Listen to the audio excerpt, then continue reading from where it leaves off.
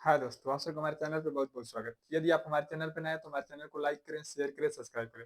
आज हम भौतिक विज्ञान का पार्ट 2 पढ़ने जा रहे हैं, मोस्ट आईएमपी क्वेश्चन का। ठीक है, यह विज्ञान का है, भौतिक विज्ञान, रसायन विज्ञान और जीव विज्ञान का तो हमने नहीं बता रहे हैं इसमें, केवल भौतिक विज्ञान का बता रहे हैं। ठीक है, इसके बाद हमारा क्लास आएगा तो उसमें आपको रसायन विज्ञान का, उसके बाद एक क्लास हम बना देंगे आपका जीव विज्ञान का। ठीक है, जितना भी क्वेश्चन आपका यूपी बोर्ड के पेपर में पूछा है केवल हम उसी को पढ़ेंगे। देखिए, तो कल आपका एक क्वेश्चन में हमारा गलती हो गया था। देखिए, उस पे हम लिख देते हैं आंध बिंदु। ठीक है, नेत्र लेंस है, दूर दृष्टि, दूर निकट दृष्टि, तो आप आंध बिंदु लिखे, वहां लिख दीजिएगा रेटिना। ठीक है, तो लिखेंगे, पहला में लिखेंगे प्रतिबिंब रेटिना पे बनता है, दूसरा काम लिखेंगे रेटिना से बाद बनता है, रेटिना से पहले बनता है। ठीक है, तो आप इसका थोड़ा प्रयोग कर लीजिए। ठीक है, हमसे थोड़ा गलती हो गया था, आंध बिंदु लिख दिए थे। ठीक है, तो चलिए हम अगला क्वेश्चन आपका पढ़ते हैं। हमने पढ़ रहा था आवेश और धारा। ठीक है, आवेश धारा पढ़ रहा था, लेकिन उसका आवाज आपके पास स्पष्ट नहीं गया होगा। ठीक है, चलिए हम पढ़ते हैं आवेश किसे कहते हैं। सबसे पहले पढ़ेंगे आवेश किसे कहेंगे, फिर हम पढ़ लेते हैं धारा किसे कहते हैं। आवेश, ये आपका क्या है, पार्ट 2 है, यूपी बोर्ड के पेपर के दृष्टिकोण से मोस्ट आईएमपी सवाल है। ठीक है, ये आपका क्या है, पार्ट 2। ठीक, लिखेंगे हम आवेश। आवेश का कुल टोटल 2 परिभाषा होता है। ठीक, आवेश सराव का सूत्र होगा, आवेश सराव का सूत्र होगा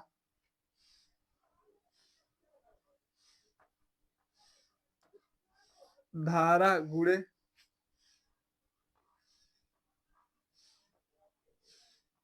समय।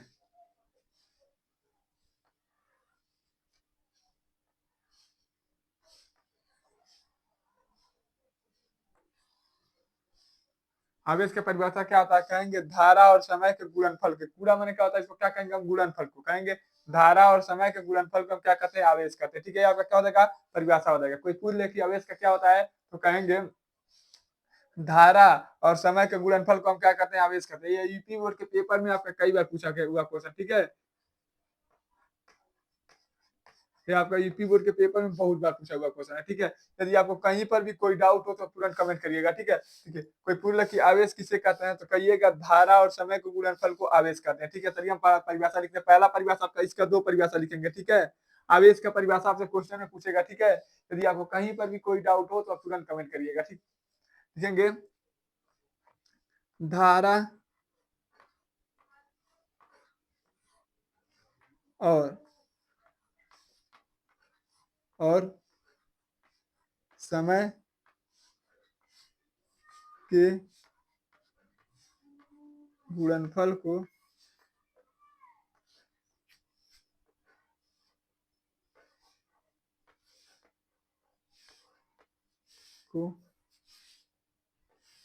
आवेश कहते हैं।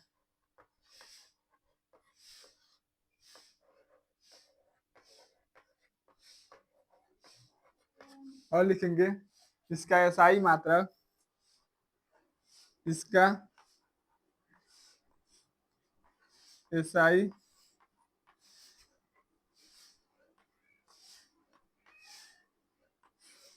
मात्रक,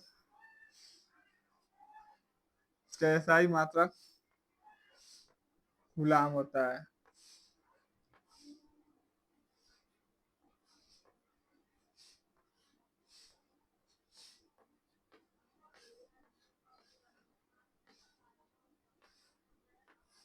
ठीक है, यदि आपसे पूछ ले कोई कि आवेश किसे कहते हैं, तो आप सीधा सीधा परिभाषा देंगे, धारा और समय के गुणनफल को क्या कहते हैं, आवेश कहते हैं। और इसका एसआई मात्रा का क्या होता है, गुलाम होता है। ठीक है, इसका एसआई मात्रा का क्या होता है, कहेंगे गुलाम होता है। ठीक है, तो चलिए इसका तो यह परिभाषा हो गया। दूसरा का परिभाषा इसका क्या होता है, अभी हम इसका मात्रा देखिए, इसका मात्रा क्या होगा, कहेंगे धारा का मात्रा क्या होता है, एम्पियर।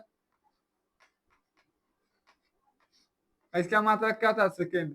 तो इसका एक और मात्रक होता है, क्या होता है, कहेंगे एम्पियर सेकेंड। किसका मात्रक होता है, तो ये भी आपका क्या होता है, आवेश का ही मात्रक होता है। ये भी आपका क्या होता है, आवेश का ही मात्रक होता है। ठीक है, तो चलिए इसको अभी मिटाते हैं। अभी जो इंपोर्टेंट है बस हम उसको देखते हैं। ठीक, दूसरा का परिभाषा आपका होता है इसका, या तो आप इसको याद कर लीजिए परिभाषा, या तो इसका दूसरा परिभाषा कहेंगे इलेक्ट्रॉन के प्रवाह दर को आवेश कहते हैं। कहेंगे इलेक्ट्रॉन के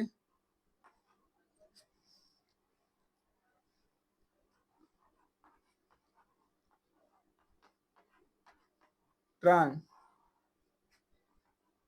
के प्रवाह दर को दर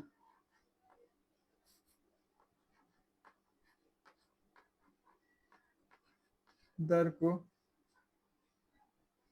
आवेश कहते हैं।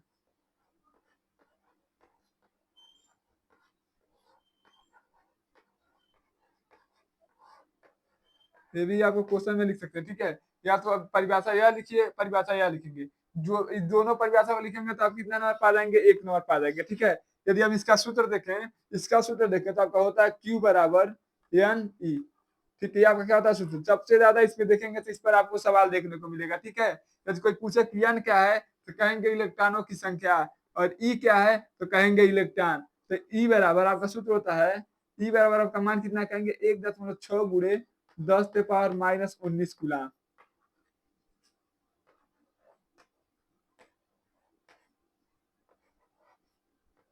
यदि कोई आपसे पूछ ले कि ई का मान कितना आता है तो हम कहेंगे 1.6 गुणे 10⁻⁻19 कूलाम क्या होता है आपका ई का मान होता है, ठीक है। ई का मान कितना होता है कहेंगे 1.6 गुणे 10⁻⁻19 कूलाम होता है, ठीक है। यदि आपको इतना में कहीं पर भी कोई डाउट हो तो आप कमेंट कर लीजिएगा, ठीक है। यदि आपसे समझिए पहला आपका क्या कहें में आवेश का परिभाषा क्या होता है, कहेंगे धारा और समय के गुणनफल को हम क्या कहते हैं, आवेश कहते हैं। ये आपका क्या हो गया पहला परिभाषा। दूसरा परिभाषा आपका हो जाएगा इलेक्ट्रॉन के प्रवाह दर को हम क्या कहते हैं, आवेश कहते हैं। यहाँ पे कौन सा परिभाषा हो जाएगा कहेंगे दूसरा परिभाषा। और इसका परिभाषा सूत्र आपका क्या होता है, Q बराबर एन ई, Q बराबर एन ई।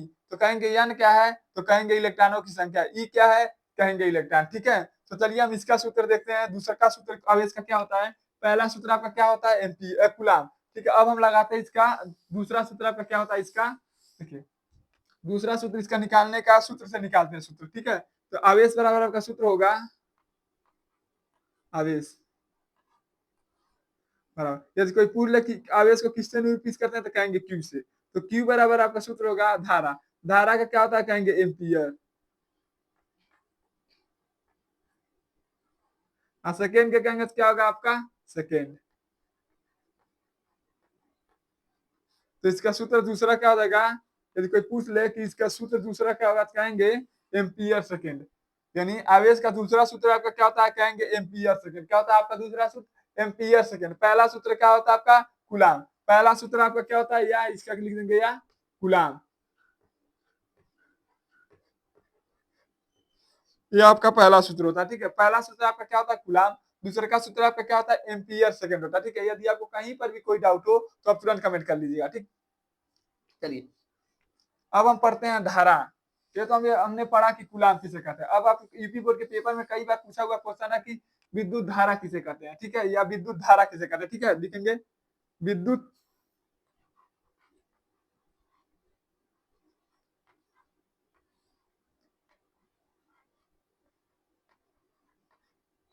धारा बराबर आपका सूत्र होता है आवेश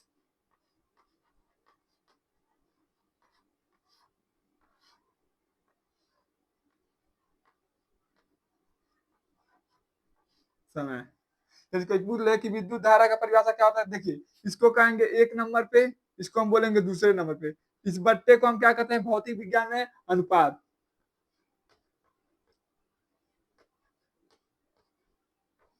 ठीक है। इसको भौतिक विज्ञान में हम क्या कहते हैं अनुपात कहते हैं, ठीक है। कहेंगे आवेश समय के अनुपात को विद्युत धारा कहते हैं। क्या कहेंगे आवेश समय के अनुपात को क्या कहते हैं हम विद्युत धारा कहते हैं, ठीक है। इसका परिभाषा हम लिखते हैं आपका लिखेंगे। और इसका मात्रक आपका क्या होता है, एसआई मात्रक क्या होता है कहेंगे एम्पियर। एसआई मात्रक क्या होता है कहेंगे एम्पियर, ठीक है। परिभाषा इसका लिखते हैं कहेंगे आवेश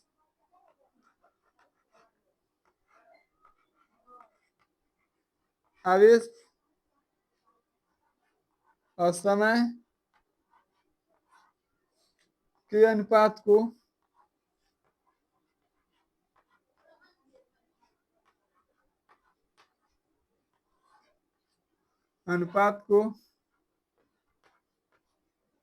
विद्युत धारा कहते हैं,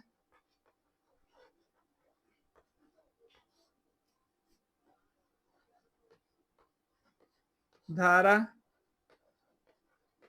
कहते हैं। देखेंगे और इसका मात्रक और इसका मात्रक मात्रक एम्पियर होता है।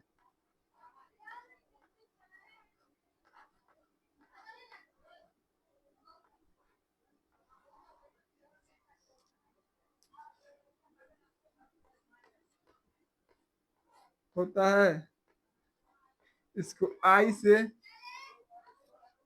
प्रदर्शित करते हैं।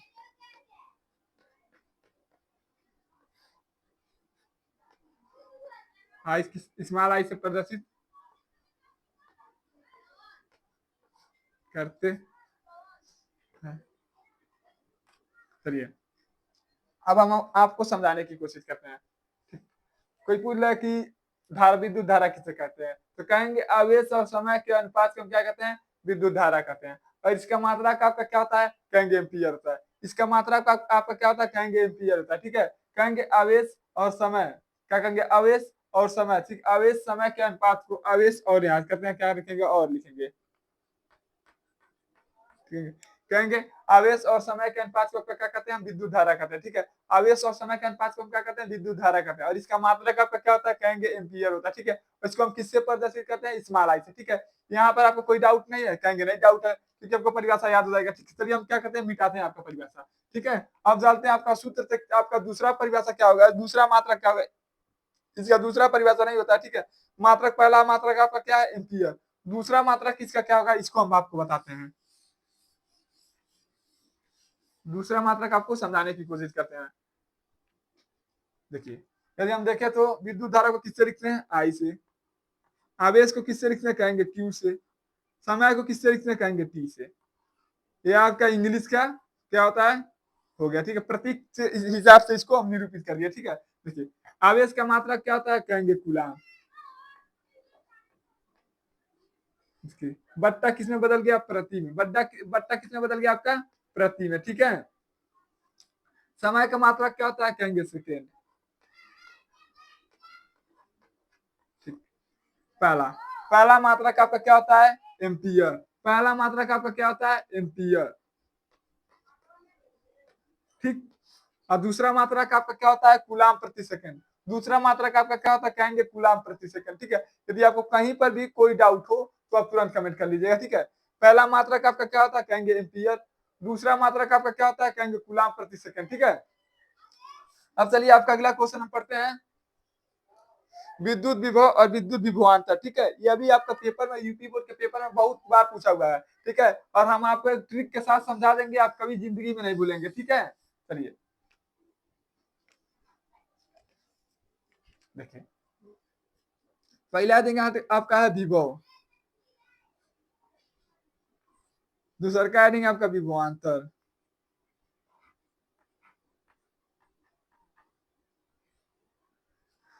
देखिए, दोनों में बहुत अंतर नहीं है। ठीक है, दोनों में आपका बहुत अंतर नहीं है। ठीक है, क्या क्या नाम है, देखिए इसका सूत्र होता है, दोनों का सूत्र आपका सेम होता है। विभव और विभवांतर का दोनों का सूत्र आपका क्या होता है, सेम होता है। ठीक है, इसका सूत्र आपका क्या होता है, कहेंगे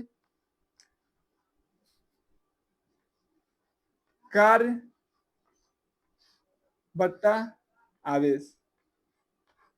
हमें आपको ट्रिक के द्वारा समझाने की कोशिश कर रहे हैं। ठीक है, यदि आपको याद करना है कि विभव और विभवांतर, देखिए यह छोटा है तो कहते हैं हमने छोटा पैकेट बड़ा धमाका। ठीक है, छोटा पैकेट बड़ा धमाका, या बड़ा है तो इसमें देखिए छोटा है तो इसमें क्या जोड़ देंगे, हम अनंत जोड़ देंगे। ठीक है, अनंत जोड़ देंगे तो आपका विभव का परिभाषा हो जाएगा, अनंत हटा देंगे तो आपका विभवांतर का परिभाषा हो जाएगा। यह छोटा है इसलिए इसमें क्या करेंगे, हम अनंत जोड़ देंगे। ठीक है, यह बड़ा है इसमें तो क्या करेंगे, हम अनंत हटा देंगे। ठीक है, तो आपका परिभाषा हो जाएगा।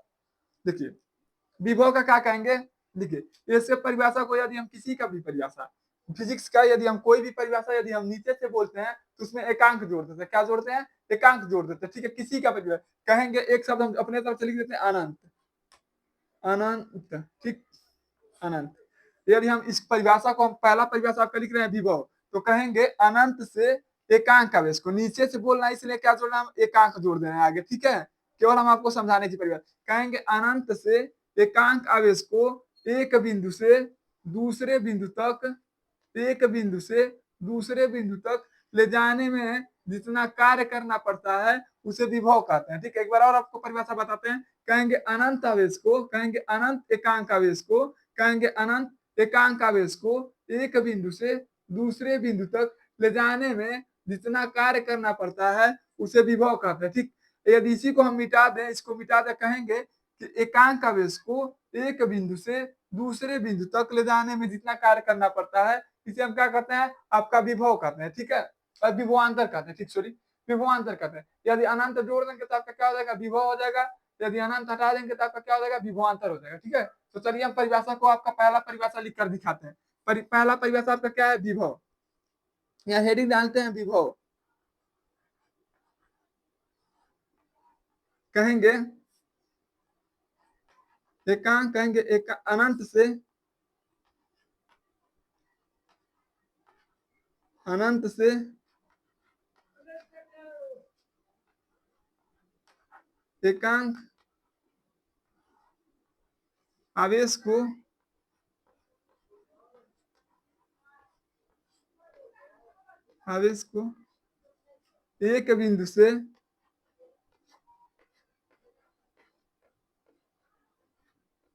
एकांक आवेश को एक बिंदु से दूसरे बिंदु तक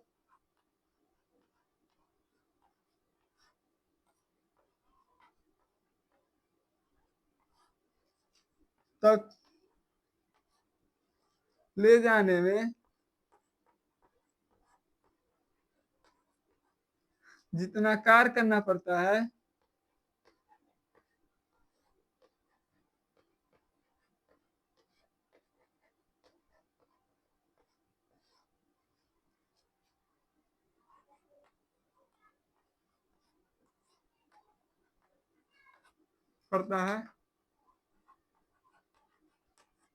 उसे विद्युत विभव कहते हैं या विभव कहते हैं। ठीक है, विद्युत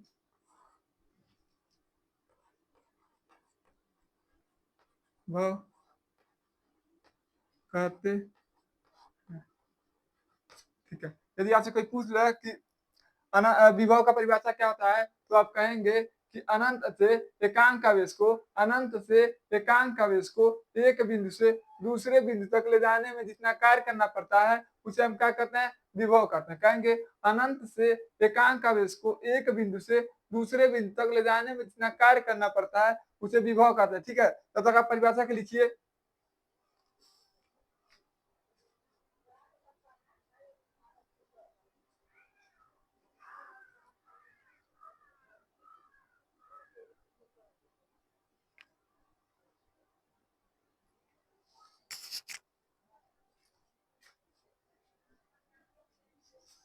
चलिए इसको हम मिटाते हैं, लिखेंगे इसका मात्रक, यहाँ पर लिखेंगे इसका मात्रक, थोड़ा छूट जाता है, इसका मात्रक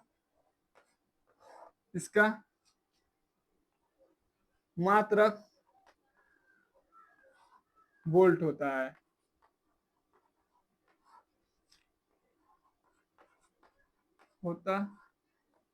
है और इसको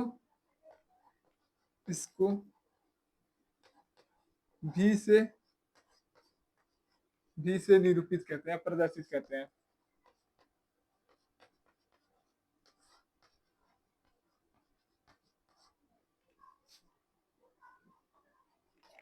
परिभाषा आपका एकदम क्लियर है। कहेंगे अनंत से एकांक आवेश को एक बिंदु से दूसरे बिंदु तक ले जाने में किया गया कार्य को क्या कहते हैं, विभव कहते हैं। बस आप क्या करेंगे, विभवांतर का परिभाषा लिखेंगे तो क्या करेंगे, ये इसको हटा देंगे इतना, और यहाँ आप क्या कर देंगे, विभवांतर कर देंगे। कुछ चेंज आपको नहीं करना है, कुछ भी आपको चेंज नहीं करना है विभवांतर में।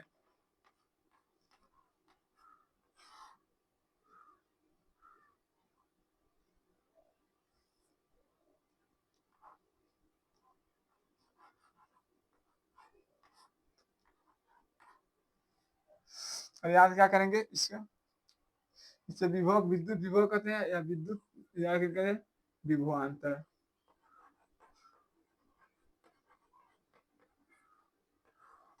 ठीक, कुछ आपको चेंज नहीं करना। ठीक, बस अनंत से हटा देंगे तो आपका क्या हो जाएगा, विभवांतर का परिभाषा हो जाएगा। इसका कहेंगे कि एकांक आवेश को एक बिंदु से दूसरे बिंदु तक ले जाने में किया गया कार्य को क्या कहते हैं, विभवांतर कहते हैं। आपको कुछ चेंज नहीं करना। ठीक है, यदि आपको अच्छा वीडियो लगे तो हमारे चैनल को लाइक शेयर सब्सक्राइब जरूर करिएगा।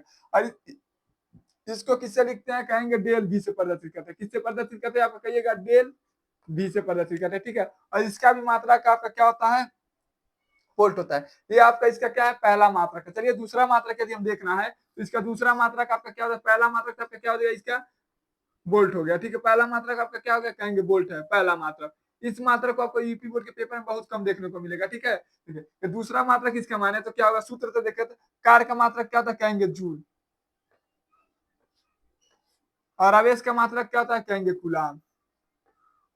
तो इसका दूसरा मात्रक आपका क्या हो जाएगा, जूल प्रति कूलाम। दूसरा मात्रक आपका क्या हो जाएगा, जूल प्रति कूलाम। अब पहला मात्रक आपका क्या है, वोल्ट, ठीक। आप इसको कॉपी में लिख लीजिए।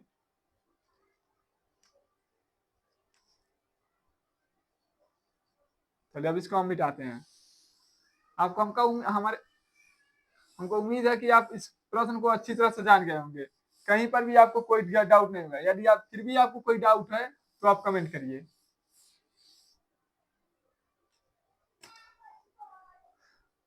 अब हम पढ़ते हैं ओम। ओम का नियम, ठीक है। अब पढ़ेंगे हम क्या, ओम। ओम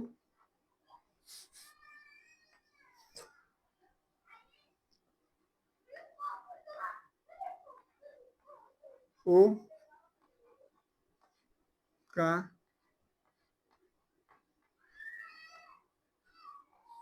नियम।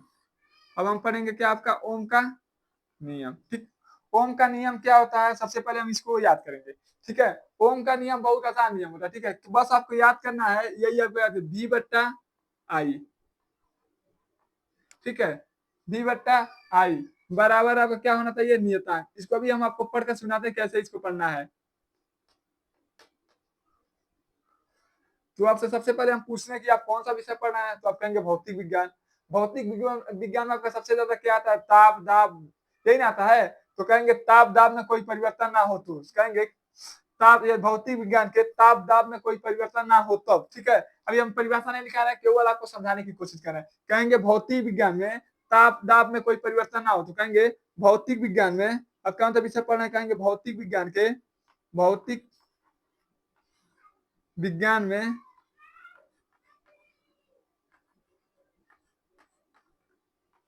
विज्ञान में ताप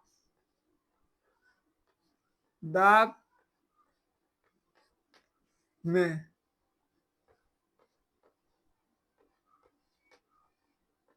कोई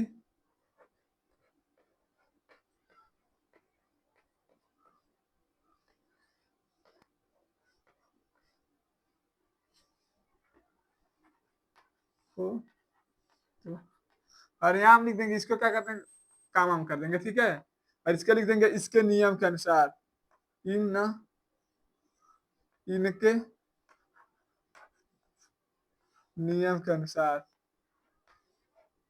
नियम के बगल में लिख देगा अनुसार, ठीक है।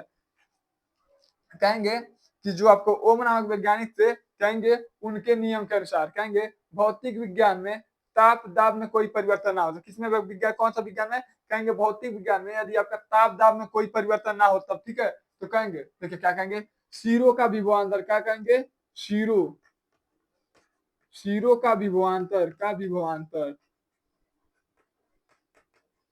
विभवांतर तथा उसमें बहने वाली धारा का अनुपात। अनुपात मैंने क्या होता है आपका बट्टे में, आपको बताया भी है कि कहेंगे शीरो का विभवांतर तथा उसमें बहने वाली धारा का अनुपात एक नियतांक होता है, उसे हम ओम का नियम कहते हैं, ठीक है। आपको याद हो गया होगा, एक बार और पढ़ेंगे। कहेंगे भौतिक विज्ञान में ताप दाब में कोई परिवर्तन ना हो तब, ठीक है। क्या कहेंगे कि भौतिक विज्ञान के ताप दाब में कोई परिवर्तन ना हो तब, ठीक है। कहेंगे शीरो का विभवांतर लिखेंगे, शीरो का विभवांतर, शीरो का विभवांतर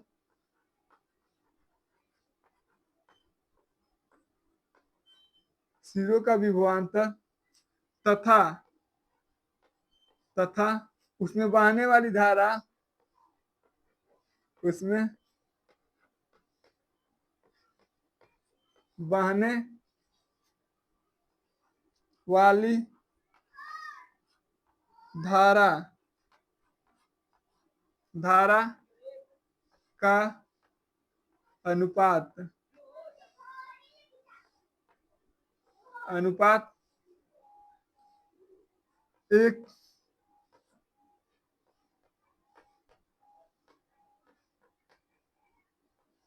नियतांक होता है उसे उसे ओम का नियम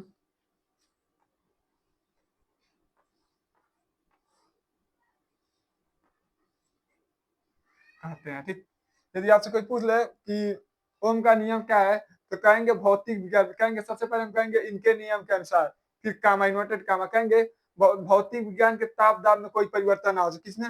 कहेंगे आपका भौतिक विज्ञान है, यदि उसके ताप दाब में कोई परिवर्तन ना हो तो सिरों का विभवांतर, क्या कहेंगे आपका सिरों का विभवांतर, उसमें बहने वाली धारा का अनुपात क्या होता है, एक नियतांक होता है, उसे हम ओम का नियम कहते हैं। ठीक है, जो आपका नियतांक लिखा है हमने, या जो लिखा है, इसको क्या करेंगे हम यहाँ पर लिख देंगे। ठीक है, यहाँ पर लिख देंगे, तो आपका यही नियम हो जाएगा ताप, ऐसी ओम का। ठीक है, ओम का नियम क्या होता है, कहेंगे इनके नियम के अनुसार ताप दाब में क्या होता है आपका, न ताप न दाब में कोई परिवर्तन ना हो, तो कहेंगे सिरों का विभवांतर, यानी इसके सिरों का विभवांतर, सिरों का विभवांतर क्या भी लिखा है, इसमें कहेंगे इसका सिरों का विभवांतर, और इसमें बहने वाली धारा का अनुपात का क्या होता है, कहेंगे एक नियतांक होता है, उसे हम क्या कहते हैं, ओम का नियम कहते हैं। यदि आपको कहीं पर भी कोई डाउट हो तो आप तुरंत कमेंट करिएगा। ठीक है, चलिए हम इसको मिटाते हैं,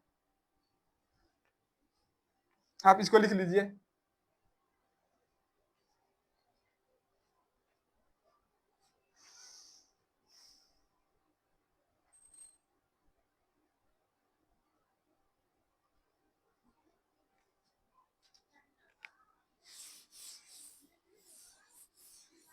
यदि इतना भी क्वेश्चन आपका यूपी बोर्ड के पेपर में, आप थंबनेल पे देखिएगा ये क्वेश्चन कितना बार पूछा है, जितना भी आपका लगाया थंबनेल लगाएंगे वो आपका क्या है, राजीव प्रकाशन का एनसीईआरटी वाला तो न्यू विद्या क्वेश्चन, उससे हम क्या किया, उस क्वेश्चन का क्या किया, फोटो खींच दिए कि आपको दिखा दे कि क्वेश्चन आपका यूपी बोर्ड के पेपर में कितना बार पूछा हुआ है। ठीक है, आप थंबनेल पे देखे होंगे क्वेश्चन कितना बार पूछा हुआ क्वेश्चन है। ठीक है, तो चलिए हम लगाते हैं आपका अगला सवाल। अगला परिभाषा है प्रतिरोध किसे कहते हैं।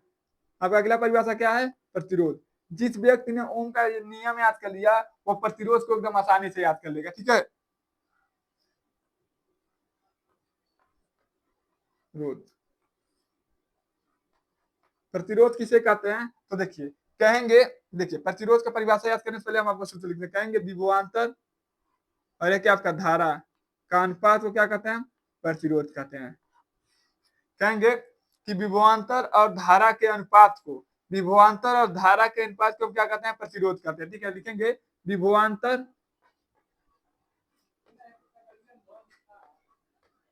विभवांतर और धारा के अनुपात को हम क्या कहते हैं, प्रतिरोध कहते हैं।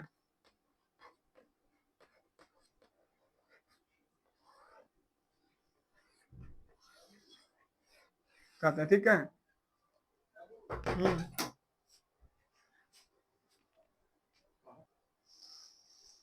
चलिए अब देखते हैं, कहेंगे विभवांतर और धारा का अनुपात को क्या कहते हैं, प्रतिरोध कहते हैं। क्या कहेंगे, आप लिखते हैं परिभाषा, कहेंगे विभवांतर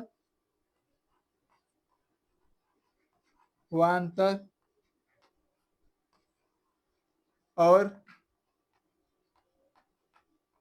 और धारा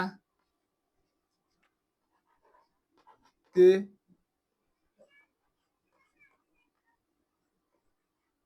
पात, विभवांतर और धारा के अनुपात को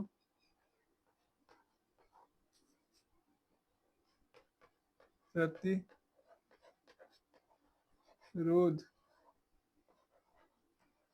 कहते हैं। यदि आपसे कोई पूछ ले कि प्रतिरोध का किसे कहते हैं, कहिएगा विभवांतर और धारा के अनुपात को हम क्या कहते हैं, प्रतिरोध कहते हैं। विभवांतर और धारा के अनुपात को हम क्या कहते हैं, प्रतिरोध कहते हैं। ठीक है, इसका लिखेंगे, अब इसका मात्रक, इसको लिखे 50 से पहले लिखेंगे इसको, इसको इसको आर से प्रदर्शित कहते हैं, प्रदर्शित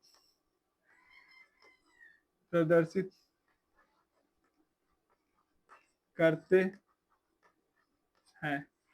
और इसका मात्रक, और इसका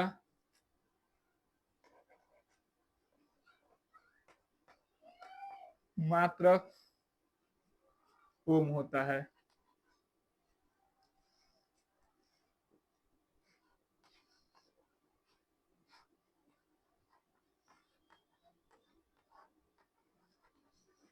ठीक, यदि आपसे कोई कह दे कि प्रतिरोध किसे कहते हैं, तो आप कहेंगे कि विभवांतर और धारा का अनुपात को क्या कहते हैं हम? प्रतिरोध कहते हैं, ठीक है। और इसका मात्रक आपका क्या होता है? ओम होता है। यह तो आपका क्या हो गया? पहला मात्रक आपका क्या होता है? ओम होता है। पहला मात्रक आपका क्या होता है?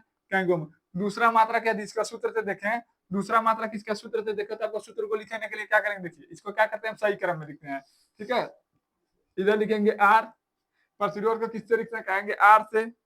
जो आप लिख रहे हैं इसके नीचे लिखिएगा, ठीक है, बराबर। कहेंगे विभवांतर, विभवांतर को क्या मात्रा क्या होता है? कहेंगे वोल्ट।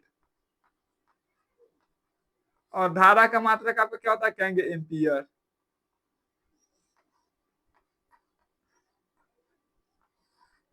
तो इसका दूसरा मात्रक क्या हो जाएगा? कहेंगे वोल्ट प्रति एम्पियर। इसका दूसरा मात्रक क्या हो जाएगा? इसको सही क्रम में लिख दें, लिखेंगे वोल्ट, वोल्ट प्रति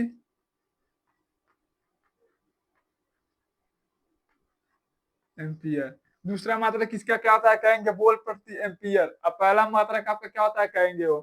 क्यों ओम होता है? अब देखेंगे होंगे कि ओम का सेम सेम परिभाषा यही होता है, ठीक है। सिरों का विभवांतर और उसमें बहने वाली धारा का अनुपात क्या होता है? नियतांक होता है। उस नियतांक को ही हम क्या कहते हैं? प्रतिरोध कहते हैं। उस नियतांक को ही हम क्या कहते हैं? प्रतिरोध कहते हैं, ठीक है। तो आपका प्रतिरोध बराबर आपका सूत्र होता है क्या? विभवांतर और धारा का अनुपात को क्या कहते हैं? हम प्रतिरोध कहते हैं, ठीक है। तो इस परिभाषा को आप लिख लीजिए,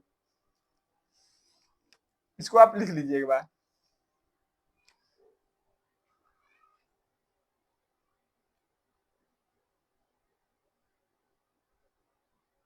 ठीक, चलिए अब इसको मिटाते हैं। अब हम पढ़ेंगे, इसमें सबसे ज्यादा क्वेश्चन आपका पूछता है कि श्रेणी क्रम किसे कहते हैं, समांतर क्रम किसे कहते हैं। ये जो श्रेणी क्रम और समांतर क्रम आपका होता है, या दोनों आपका क्या होता है? प्रतिरोध का प्रकार होता है। क्या होता है? प्रतिरोध का मुख्य रूप से कितने प्रकार होते हैं? कहेंगे दो प्रकार। पहला आपका क्या नाम होता है? श्रेणी क्रम। और दूसरा का क्या नाम होता है? समांतर क्रम। चलिए हम आपको चित्र के द्वारा समझाते हैं, ठीक। देखिए, प्रतिरोध होता है, प्रतिरोध आपका होता है, ठीक है। प्रतिरोध का कितना भाग होता है? कहेंगे दो भाग होता है।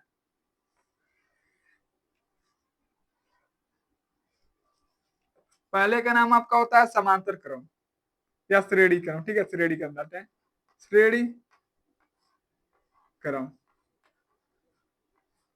और दूसरा का आपका नाम होता है समांतर क्रम।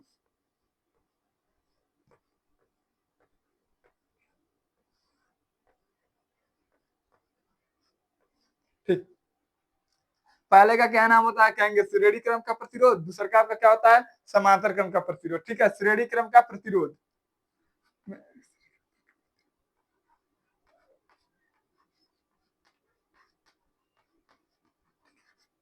लेकिन आपको क्वेश्चन में आएगा तो पूछेगा श्रेणी क्रम किसे कहते हैं और समांतर क्रम किसे कहते हैं, ठीक है।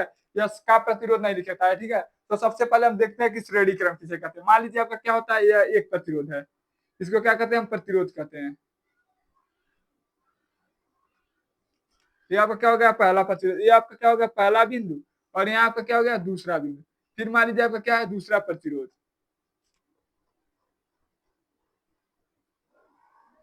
ठीक। अब फिर मान लीजिए आपका यह हो गया तीसरा प्रतिरोध। अभी हमको क्या करेंगे? इस तरह हम इसलिए बना रहे हैं क्योंकि आपको जोड़ने में सहायता होगा। अभी हम क्या करेंगे? इसको नीचे कर देंगे, ठीक है। ये आपका हो गया तीसरा प्रतिरोध। ये आपका क्या हो गया? तीसरा प्रतिरोध। प्रतिरोध के किससे लिखते हैं? कहेंगे आर से।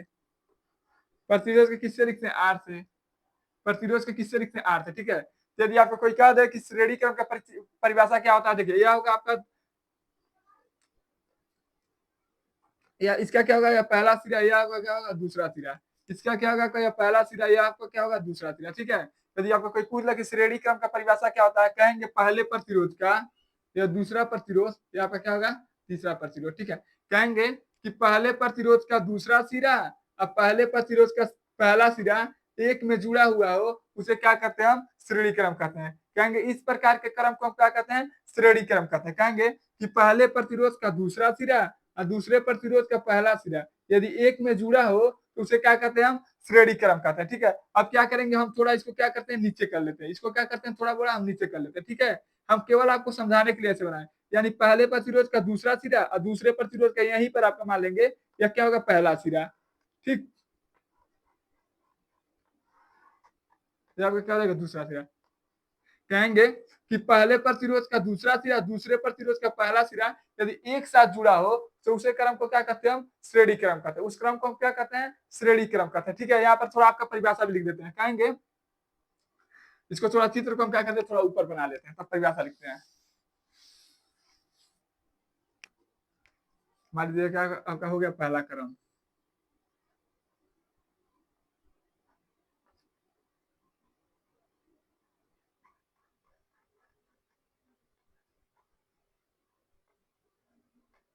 दूसरा क्रम, ठीक। तो लिखेंगे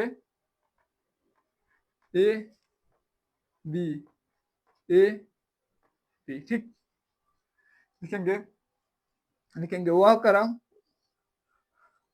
वह प्रतिरोध का क्रम, वह प्रतिरोध का क्रम, रोध, वह प्रतिरोध जिसका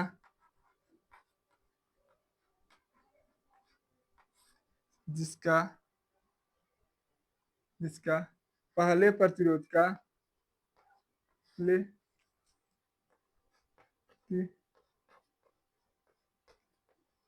रोध का दूसरा सिरा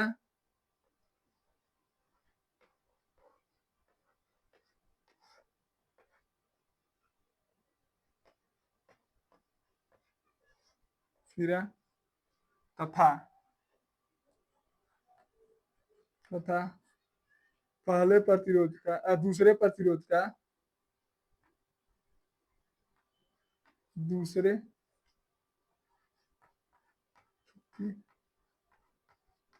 रोध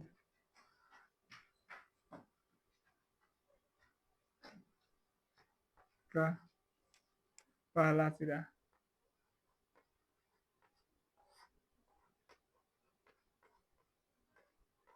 सिरा आपस में जुड़ा होता है, आपस में जुड़ा हो, जुड़ा हो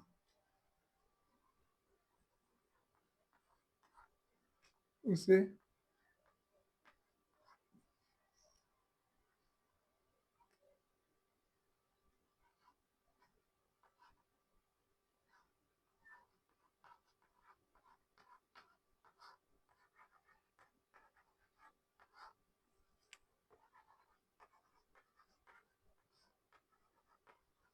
कहते हैं, ठीक।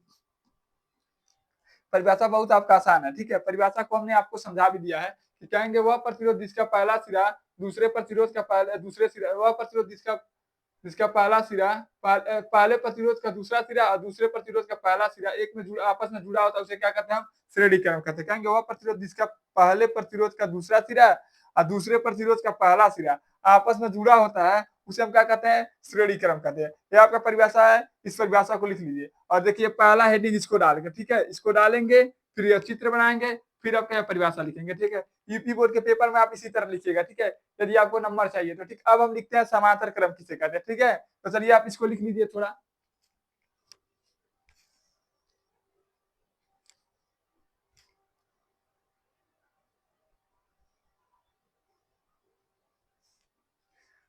चलिए अब इसको हम क्या करते हैं, मिटाते हैं।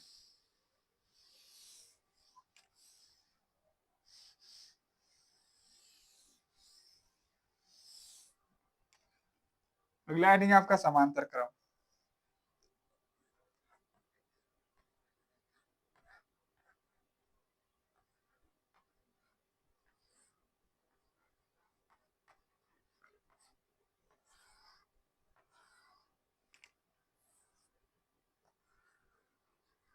इसका परिभाषा आपका और आसान है, कहेंगे मान लीजिए आपका क्या हो गया, पहला प्रतिरोध इस तरह होगा, ठीक है।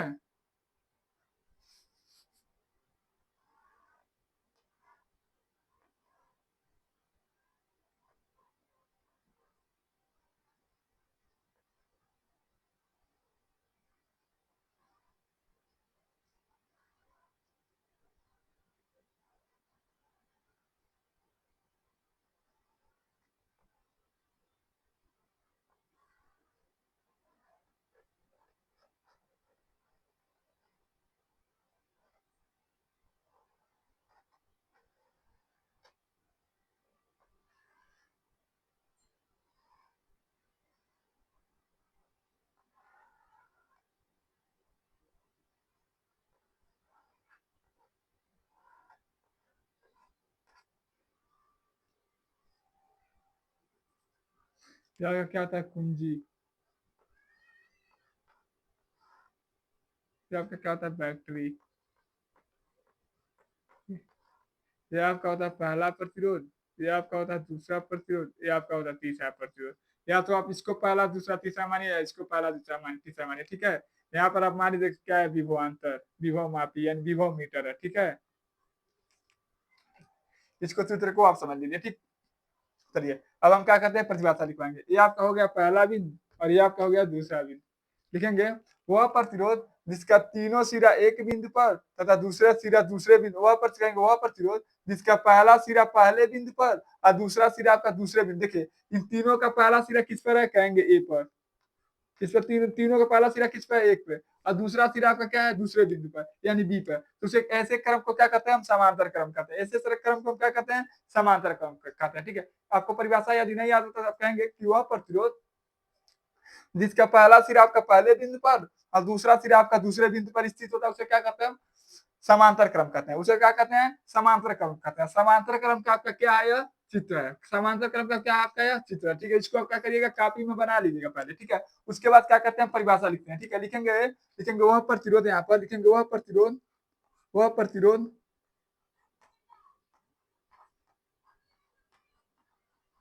रोध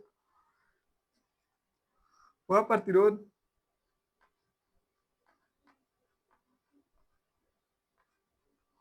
जिसका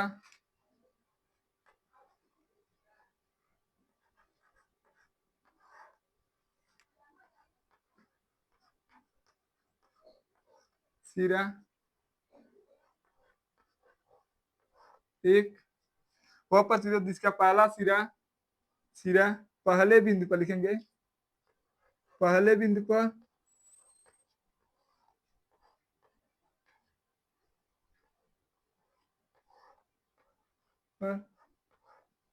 तथा दूसरा सिरा दूसरा सिरा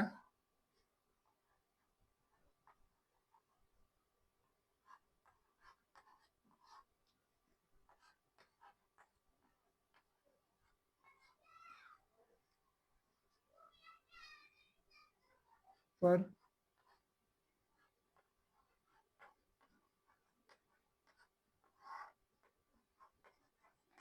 मिलता है, उसे उसे समांतर क्रम कहते हैं। उसे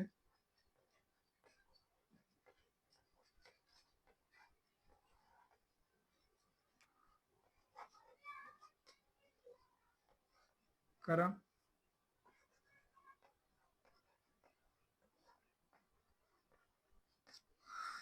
कहते हैं, ठीक। इसका परिभाषा कहेंगे वह प्रतिरोध जिसका पहला सिरा पहले बिंदु पर और दूसरा सिरा आपका सभी क्या हो, दूसरे बिंदु पर मिलते हैं, उसे क्या कहते हैं, समांतर क्रम कहते हैं, ठीक है। एक बार और हम आपको परिभाषा बताते हैं। कहेंगे वह प्रतिरोध जिसका पहला सिरा आपका तीनों का पहले बिंदु पर और दूसरा सिरा आपका सभी क्या होगा, दूसरे बिंदु पर मिलता है, इसे क्या कहते हैं, हम समांतर क्रम कहते हैं। देखिए अब यह दूसरे एक दूसरे के क्या है, समांतर भी है, ठीक है। ऐसे प्रतिरोध को हम क्या कहते हैं, समांतर क्रम कहते हैं, ठीक है। इसको आप लिख लीजिए चित्र को, और इसको आप बनाकर लिख लीजिए।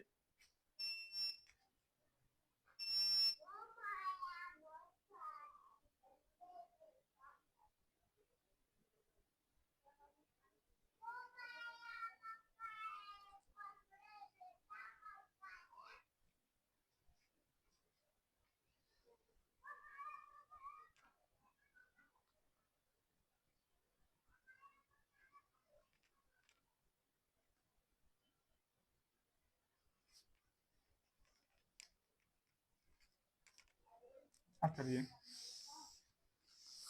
अब सबसे ज्यादा पूछने वाला आपका क्वेश्चन है अमीटर किसे कहते हैं और वोल्ट मीटर किसे कहते हैं, ठीक है। यदि आपके पास आपका स्कूल में लाइब्रेरी होगा तो आप जाकर उसमें देखिएगा अमीटर और वोल्ट मीटर क्या होता है, ठीक है। तो सबसे पहले हम आपको परिभाषा बता देते हैं और आप जाकर देखिएगा, ठीक है। इसी तरह आपका होता है, इसी तरह यह होगा और इस पर इसी तरह होगा, ठीक है। इस पर इसी तरह लगा होता है, ठीक है। प्रतिरोध की तरह होता है, ठीक है। तो हम चित्र तो नहीं बना पाएंगे, लेकिन आप जाकर अपने लाइब्रेरी वाइब्रेरी क्या होता है उसका प्रयोगशाला में आप जाकर देखेंगे तो आपको मिल जाएगा, ठीक है। अमीटर और वोल्ट मीटर, ठीक है। तो हम परिभाषा आपका लिखवाते हैं सबसे पहले अमीटर का। देखिए अमीटर से किसका गणना किया जाता है, कहेंगे धारा का। लिखिए कहेंगे वह अमीटर, लिखेंगे अमीटर वह है, लिखेंगे अमीटर, अमीटर, अमीटर वह है जिसके द्वारा धारा का, जिसके द्वारा प्रतिरोध में, जिसके द्वारा प्रतिरोध में, प्रतिरोध में बहने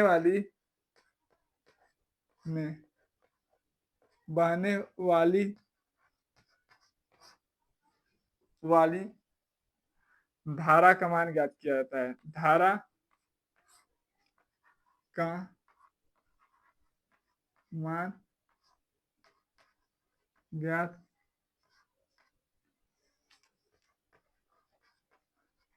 किया जाता है। यदि आपसे कोई पूछ लो कि अमीटर किसे कहते हैं, कहेंगे अमीटर वह जिसके द्वारा हम क्या किसका गणना कर सके, धारा से। यदि कोई प्रतिरोध है उसमें कितना धारा बह रहा है, उसका गणना करने के लिए हम किसका प्रयोग करते हैं, अमीटर का प्रयोग करते हैं। किसका प्रयोग करते हैं, अमीटर का प्रयोग करते हैं।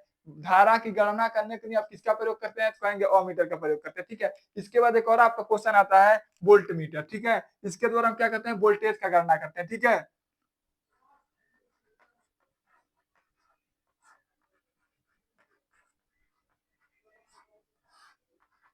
चलिए तब तक इसको लिख लीजिए, लिख देते हैं, लिखेंगे प्रतिरोध में रोध, इसको लिखेंगे तो आसान हो जाएगा, थोड़ा छोटा आ जाएगा परिभाषा। ठीक है, लिखेंगे प्रतिरोध में बहने वाली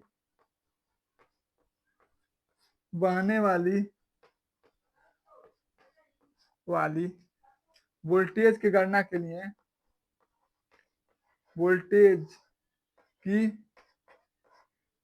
लिए, जिस यंत्र का प्रयोग करते हैं उसे वोल्ट मीटर कहते हैं। वोल्टेज की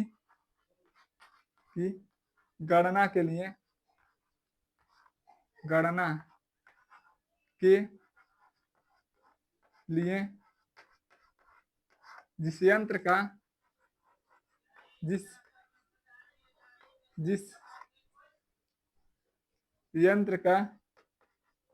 जिस यंत्र का प्रयोग करते हैं उसे वोल्ट मीटर कहते हैं। ना करने के लिए जिसका उपयोग करते हैं उसे उपयोग करते हैं, जिस यंत्र का जिसका उपयोग करते हैं उसे वोल्ट मीटर कहते हैं। उसको वोल्ट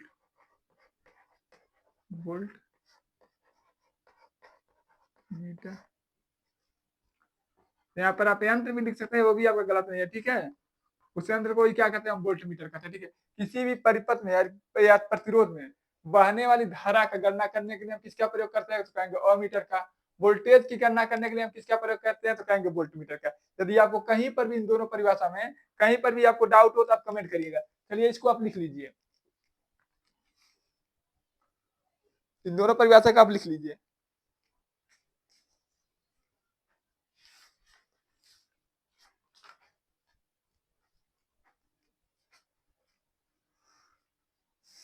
चलिए अब देखते हैं आपका अगला क्वेश्चन। हमने मानव नेत्र का दूर दृष्टि दोष निकट दृष्टि दोष हमने पढ़ लिया है। ठीक है, लेकिन इसमें एक और नेत्र दोष होता है, वह होता है आपका जरा दृष्टि दोष। ठीक है, यह दृष्टि दोष आपका कब होता है, जब भी आप 60 वर्ष का हो जाएंगे तो आपको जरा दृष्टि दोष से झेलना पड़ेगा। ठीक है, तो चलिए हम लिखते हैं जरा दृष्टि दोष किसे कहते हैं, इसको हम आपको परिभाषा बताते हैं। यह भी क्वेश्चन आपका है, यूपी बोर्ड के पेपर में पूछा हुआ क्वेश्चन है, इसलिए हम जितना भी क्वेश्चन आपको लिए हैं सभी यूपी बोर्ड के पेपर में 2-4 बार पूछा हुआ क्वेश्चन है। ठीक है, 3 बार से ज्यादा ये पूछा हुआ क्वेश्चन सब है। ठीक है, तो आपका है समंजन क्षमता,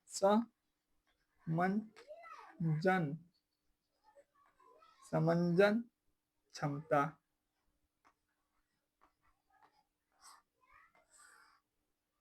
समंजन क्षमता नहीं लिखा, समंजन प्रयोग नहीं लिखा। जरा दृष्टि दोष, जरा दृष्टि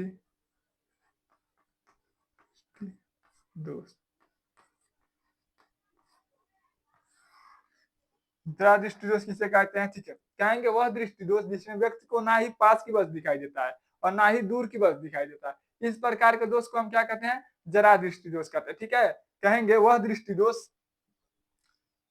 कहेंगे वह दृष्टि दोष, वह दृष्टि दोष। देखिए दृष्टि दोष आपको कब होगा? तब आप 60 वर्ष का हो जाएंगे। ठीक है, कहेंगे वह दृष्टि दोष, दोष जिसमें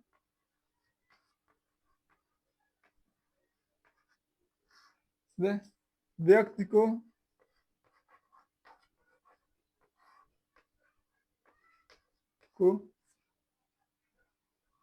ना दूर की वस्तु दिखाई देती है, ना ही दूर की वस्तु दिखाई देती है कि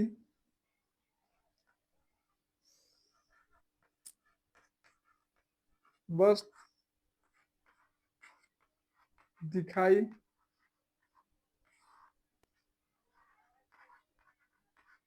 देती है और ना ही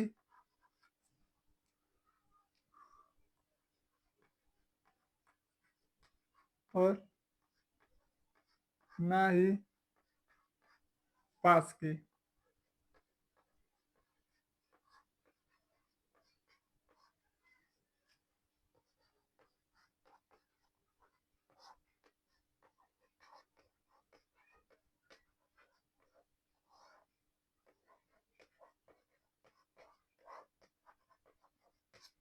देती है। देखेंगे इस प्रकार से इस दोष को, इस दोष से पीड़ित व्यक्ति को, इस दोष को ही जरा दृष्टि दोष कहते हैं। कहेंगे इस दोष को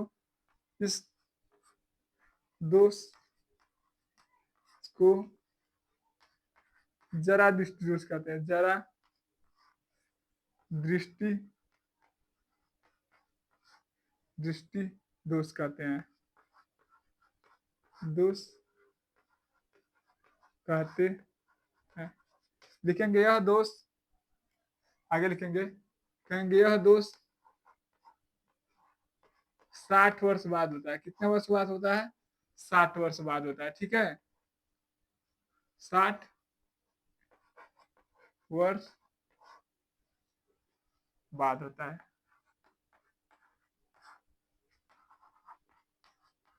यदि आप 60 वर्ष का आयु हो जाएगा तो दृष्टि दोष आपको दिखने लगेगा। ठीक है, कहेंगे वह दृष्टि दोष जिसको ना ही पास की वस्तु दिखाई देता है और ना ही दूर की वस्तु दिखाई देता है, उसे क्या कहते हैं? जरा दृष्टि दोष कहते हैं। जरा दृष्टि दोष किसे कहते हैं? यदि आपको हो जाएगा, यदि आप 60 वर्ष का हो जाए तो आपको क्या होता है? ना ही दूर की वस्तु दिखाई देगा स्पष्ट, ना ही पास की वस्तु स्पष्ट दिखाई देगा। ऐसी बात नहीं कि यदि आपको जरा दृष्टि दोष हो जाए तो आपको कुछ कोई वस्तु दिखाई नहीं देगा, दिखाई देगा लेकिन बहुत ना के बराबर दिखाई देगा, यानी आप स्पष्ट नहीं देख पाएंगे, मतलब कोई छोटा छोटा चीज को। ठीक है, मुझे क्या कहते हैं? जरा दृष्टि दोष कहते हैं। ठीक है, वो कहेंगे वह दृष्टि दोष जिसमें व्यक्ति को ना ही दूर की वस्तु दिखाई देता है और ना ही पास की वस्तु दिखाई देता है। इस प्रकार के दोष को क्या कहते हैं? हम जरा दृष्टि दोष कहते हैं। और यह दोष आपको कितना वर्ष के बाद होगा? कहेंगे 60 वर्ष के बाद होगा। ठीक है, यही आपका क्या होता है? क्वेश्चन है। ठीक है, यदि आप इसको लिख लीजिए,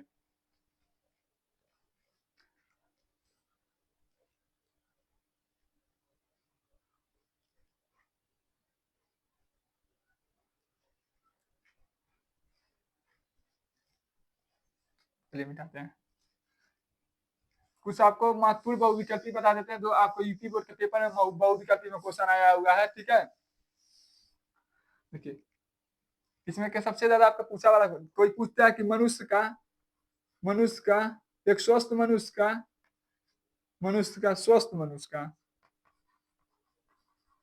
स्वस्थ मनुष्य का दूर बिंदु कितना होता है? दूर बिंदु कितना होता है?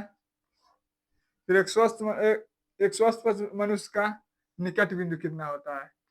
निकट बिंदु कितना होता है? तो देखिए आपका यह कितना होता है? कहेंगे अनंत होता है। क्या होता है? अनंत होता है। ठीक है, इसको अनंत कहते हैं। और यह का कितना होता है? कहेंगे 25 सेंटीमीटर होता है।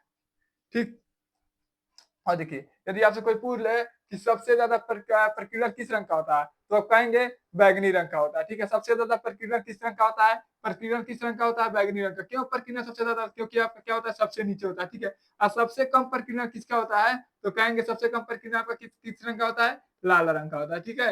यदि आप हमारे चैनल पर नए हैं तो हमारे चैनल को लाइक करें, शेयर करें, सब्सक्राइब करें। अब अगला पार्ट पढ़ेंगे फिजिक्स का ही, उसमें पढ़ेंगे ओम का नियम क्या कहते हैं, जिसको बताते हैं जनरेटर किसे कहते हैं, जनित्र किसे, मोटर किसे कहते हैं, ठीक है। मोटर का बनाने की विधि, कार्य विधि सब पढ़ेंगे, ठीक है।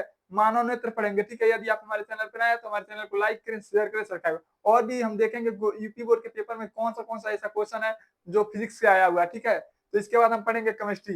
यदि आप हमारे चैनल पर नए हैं तो हमारे चैनल को लाइक करें, शेयर करें, सब्सक्राइब करें। धन्यवाद।